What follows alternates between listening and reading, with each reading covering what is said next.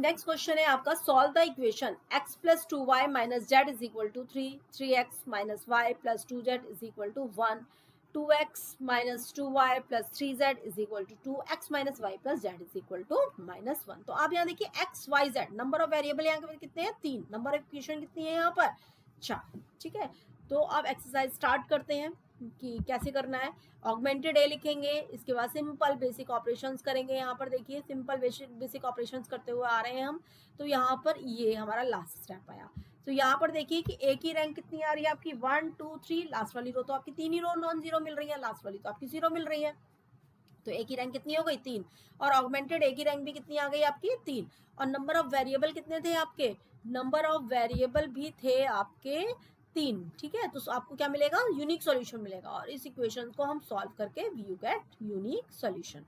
Next question है, x 4x plus 6y is equal to 5, 6x plus 9y is equal to 7, the system of equation which type of solution. आपको बताना है कि इस equation का किस टाइप का, इनफाइनाइटली मैनी सोल्यूशन निकलेंगे, कंसिस्टेंट है, इनकंसिस्टेंट है, सबसे पहले हम वहीं से स्टार्ट करेंगे।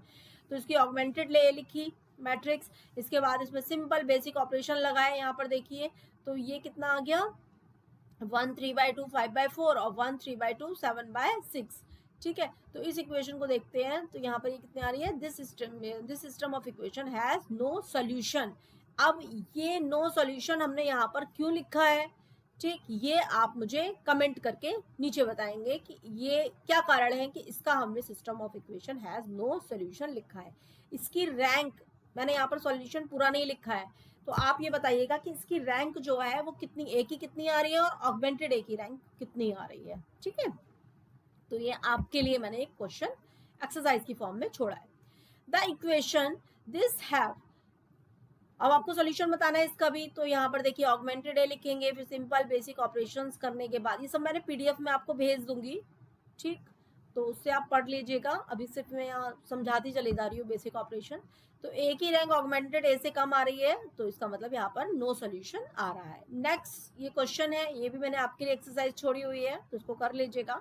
The value of A for which the system of equation, ये भी आपका रोयलटन यूनिवर्सिटी में क्वेश्चन पूछा जा चुका है, तो इसको भी एक बार सॉल्व कर देख लेना। तो आप कमेंट में मुझे ये बताना कि ये सिस्टम ऑफ इक्वेशन जो है आपका होमोजीनियस है या नॉन होमोजीनियस है।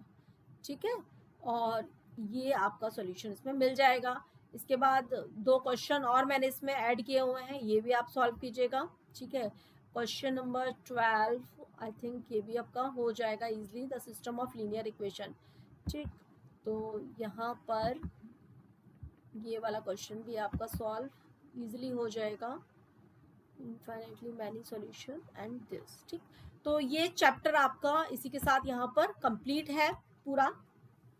आपको जो है 3 या 4 पॉइंट्स पर बेसिक एक्सरसाइज करनी है। सबसे पहले आपको ये देखना है कि सॉल्यूशन आपका a into x is equal to b, इसको लिखने की प्रैक्टिस करनी है लीनियर इक्वेशंस की फॉर्म में। होमोजीनियस क्या होती है, नॉन होमोजीनियस क्या होती है।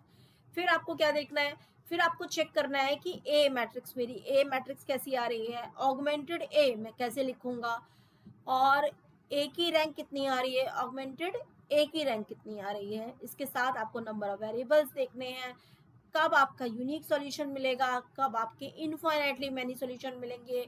इनफाइनाइटली मैनी सॉल्यूशंस मिल रहे हैं तो उसमें कितने इंडिपेंडेंट होंगे और कितने डिपेंडेंट होंगे। आपको सिर्फ इतना तैयार करना है और ये सारी की सारी एक्सरसाइजेस कंप्लीट करनी है। बहुत ही इजी चैप्टर है, और इसमें से कई क्वेश्चंस आते हैं, ऑब्जेक्टिव में भी कई क्वेश्चंस आएंगे। ठीक।